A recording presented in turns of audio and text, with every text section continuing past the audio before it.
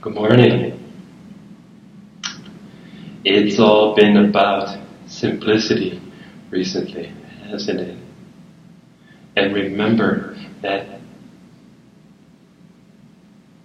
simplicity for me was that quite the reverse process occurred for me. Instead of going from being silent, from taming, from quieting the mind to clarity, I enjoyed a moment of clarity, or moments of clarity,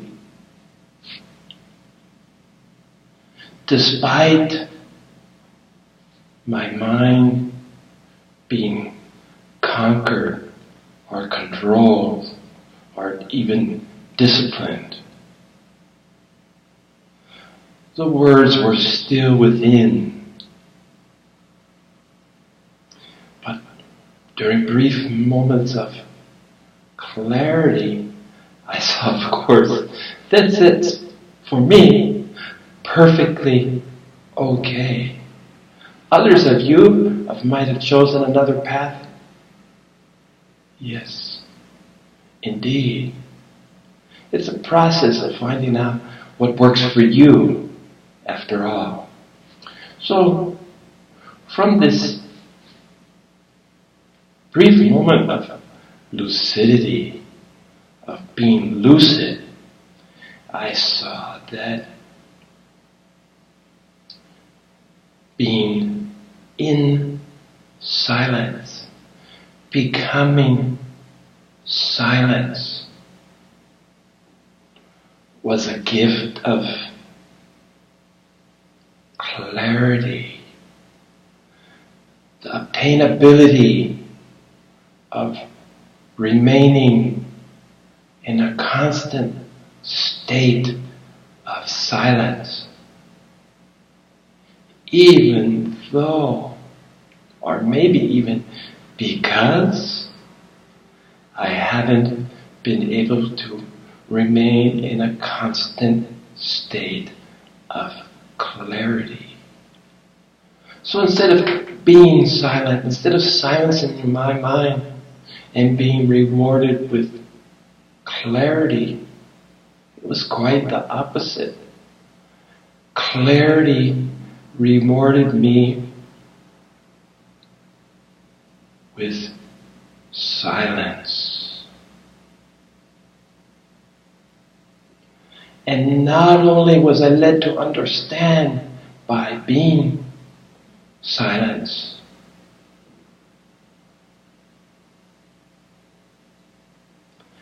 clarity was, after all, an obtainable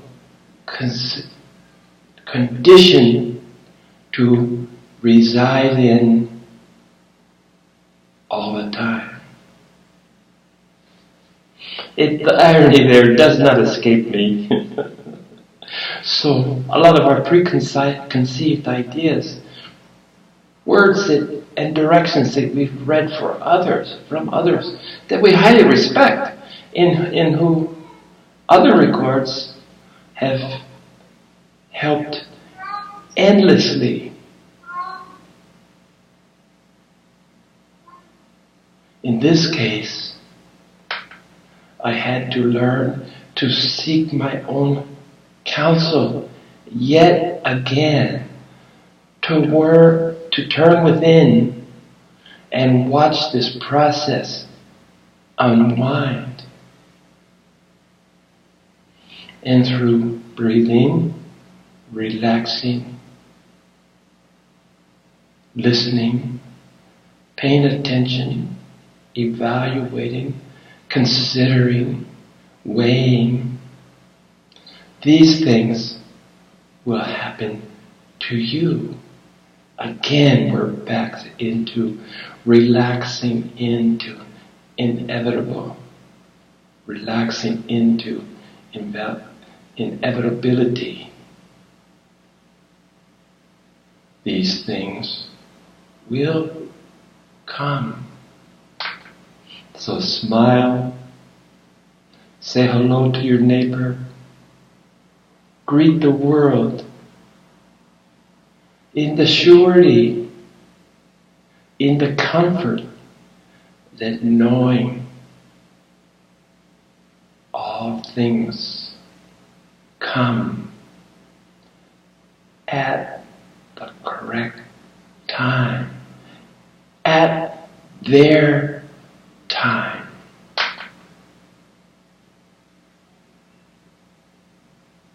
Kind of like a time schedule for the infinite. We can't design or construct this timetable. Active waiting. We tend to think of waiting as a process of inactivity, just not doing anything. And in some ways, indeed, it is this process of not doing anything. But it doesn't preclude doing something, being something better yet, while the timetable unfolds. For now, it should offer enough solace and comfort to know that indeed there's a personalized timetable. So what can you do while you're waiting? What's an active participation as this divine plan unfolds? Well, I'm going to make a radical suggestion that dreaming might be one avenue of active waiting. And this entails suggesting your dreams. Never control it, because dreams, like most things else, most other things, seems to be beyond our reach. But just as I've shared with you the process of utilizing this mind, this beautiful gift that we're given, not to shut it up, but to put it to task, give it jobs, let it accomplish. You're in a conundrum, problems are seemingly unanswerable. I'm suggesting that you petition your mind and ask it, can you wrestle with this? Can you chew on this like a cow chews on its cud? Can you help me break this down into bits that I could digest? And you'll be surprised how happy your mind is to please you. Now I want to carry, this is in awakening lucidity, in awakened moment. I'd like to take it one step farther and suggest that you can accomplish that in a dream state through the process of dreaming, which will offer alternatives to the logical suggestions or rational suggestions that your mind might come up with in daylight hours.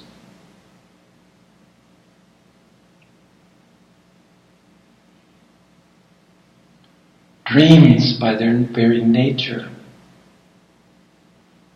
are more subjective than objective.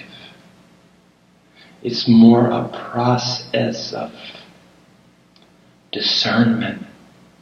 It's more a process of inspiration. It's more a process of revealing. And generally, it's more in the realm of our feminine side, offering nourishment, versus our masculine side, which would suggest solutions, suggest actions.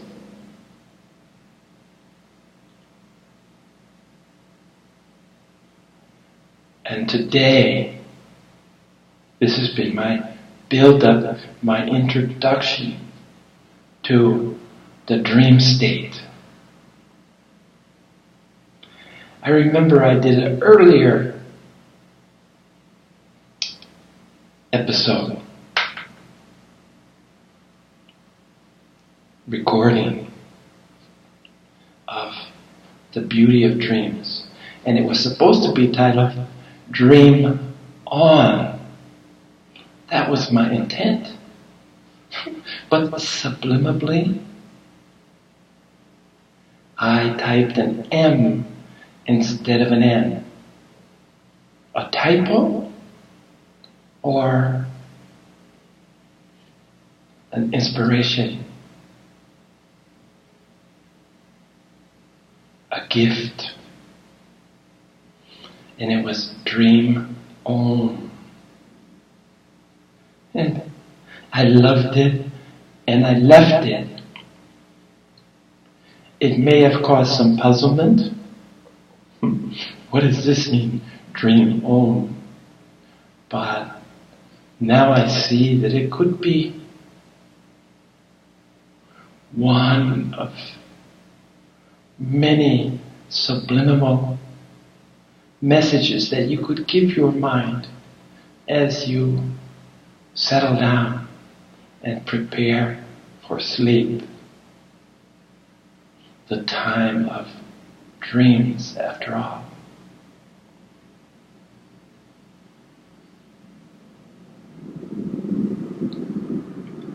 Even though we have what we call daydreams. I call daydreams economy trips, because daydreams allow you to go anywhere at absolutely no charge, cheaper than economy tickets.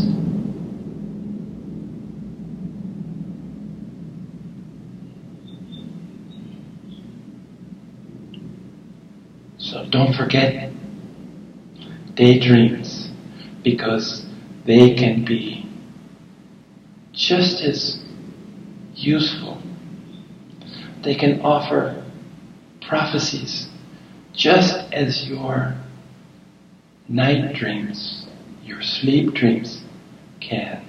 So, next time you're on an economy trip, really savor it, enjoy, and pay attention. It's not just idle. Loss of focus. Remember, we don't know who our messenger is. We could get messages from the divine, from any source. So don't be negligent. Pay attention.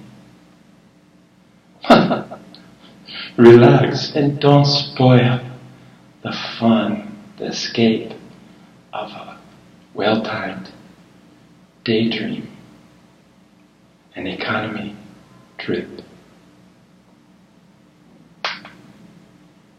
So this dream state, I was talking about preparation.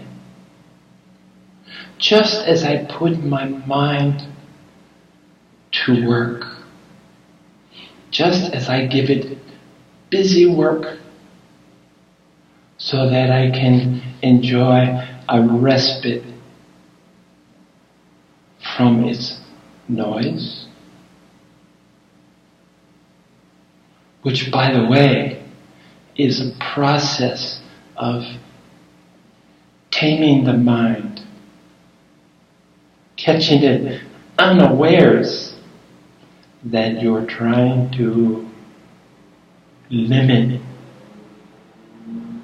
its wildness.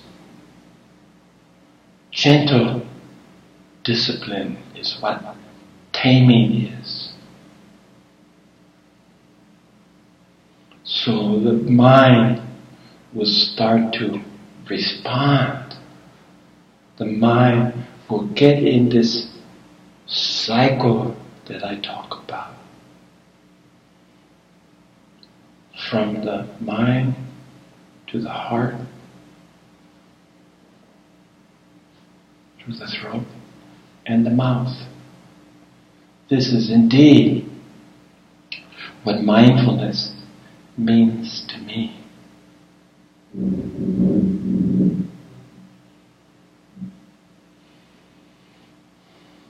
Most people have to first learn to start paying attention to their dreams.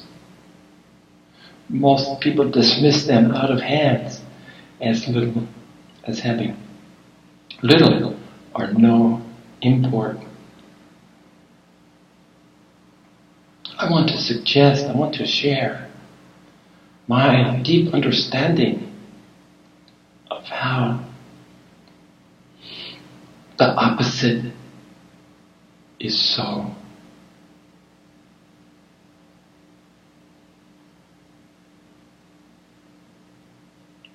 And this can begin by recording your dreams, whether you're the type that wants to write it down. I've found that I'm less and less likely to write something down. If some dream awakens me, I have my iPad because I read it. I read my novel that helped condition me to sleep. I have it nearby, and I'll get up, and I won't get up. I'll roll over and grab it and type something. Almost all, without fail, probably all of these 108 as I'm speaking now, 108 sharings that I've done to date since January. The titles have come to me at such times. Biphasal or bimodal sleep patterns. Sleeping for some hours, waking up for some hours. And many times I just start rehearsing the next morning's episode. When I wake up in the morning, when I've had my second sleep, I'm ready to make my coffee, feed the cat, and then come into this room and start the preparation necessary to share with you. And it's become a habit. It's become a structured habit. I love to do 1, 2, 3. And I've mentioned before, 3 and I'm done. I have to start on a new pattern. 1, 2, 3. never having been one that loves to follow directions. I do love the security that patterns offer me. I love their thoroughness. I love knowing that most times if I follow the pattern 1, 2, 3, I'll not neglect or forget any step. And in the process from making these videos, when I have neglected a step, sound being the biggest one, because the camera, my image, is pretty obvious. There's a time when I'm recording and it shows the time passing. And as long as I have a little red square and the clock is moving, I can rest pretty assured that all's well with the visual aspect.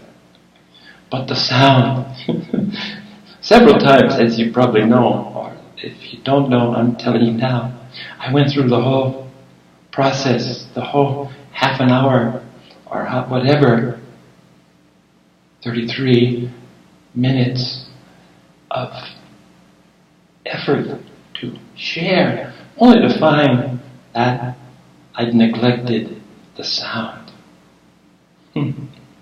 So now I do sound checks. And because I have a good brother, Matthew Lien, out there, who's an accomplished musician, as well as being a recording master, he listens to my attempts and he tells me how do you put it? I don't want to, my cheap microphone causes an echo. He reminds me to shut down my speakers that are connected to my computer, that make the listening to music more enjoyable. Make sure it's not only disconnected, but the power is shut down. So, thanks, Matthew. I know you reminded me only last week that there is still an echo. My sound, my audio is well below your standards. And much appreciated. As I near the end of this evolution of my sharing, there will be lots of review, trying to upgrade my recording mechanisms, trying to improve my lighting so that I'm not in shadowed. I have something that helps, and maybe you can see a difference from the earlier videos, but the heat. Now I understand what it's like for those people that labor behind the bright lights necessary to bring them to our television screen. I'd rather be in shadows than be under the spotlight, under the added heat. It's hot enough as it is, trust me. And I tell you that these patterns come whether we think about them or not. But it doesn't mean we can't welcome them. As we are in the dog days of summer, it's not unnatural that our eyes are on the cooling of the fall. Indeed, mine are. I look at some of my earlier videos and I could wear a sweatshirt or a jacket. And now I'm just in awe that, does it ever get that cool?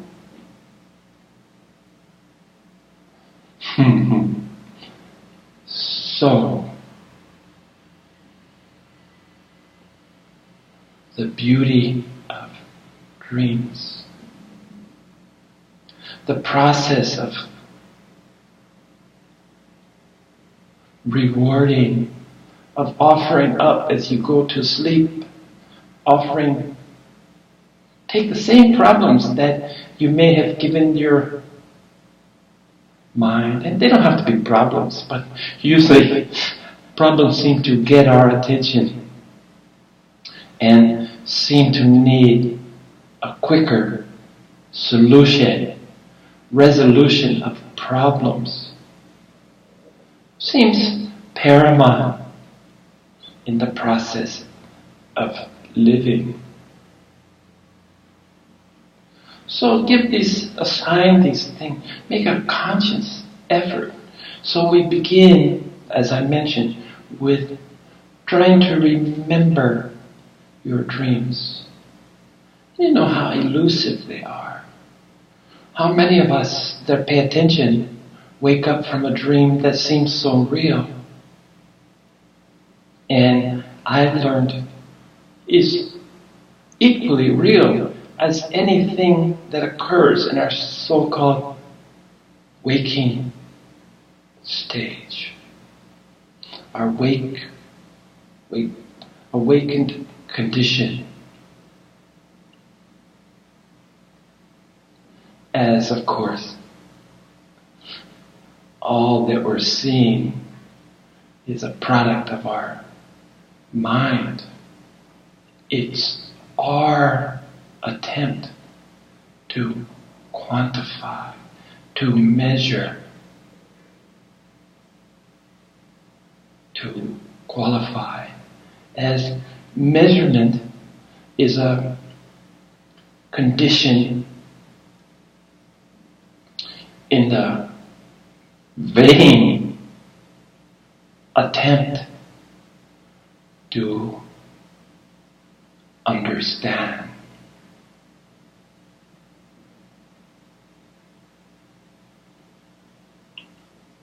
While our place in this world is beyond the limits of our minds to understand.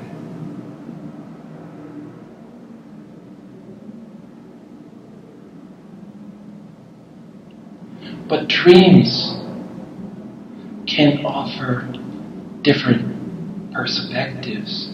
So, you give your mind some chores.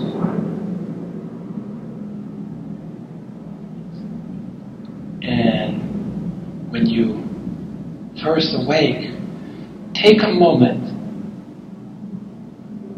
to recall your dreams. Here's where I may write on my iPad a couple of buzzwords. My days of picking up a pen and pencil, pencil and paper, are long gone. I seldom write a note. Electronic notes. Then you worry, the computer might eat them. My system might break down. Well, how many of you haven't lost a vital bit of written information, like a check, for example, a to-do list? So there's some risk. Life is all about risk, isn't it? recalling, the active process of recalling your dreams, noticing that who's involved, noticing that if there's lessons therein, or there are teachings therein. Now, do this in the spirit of relaxation, because sometimes our dreams just help us escape. They offer us freedom.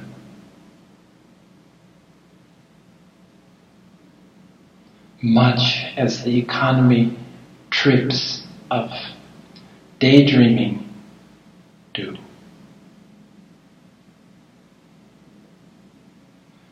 Then, after you start to see your dreams and see the patterns and see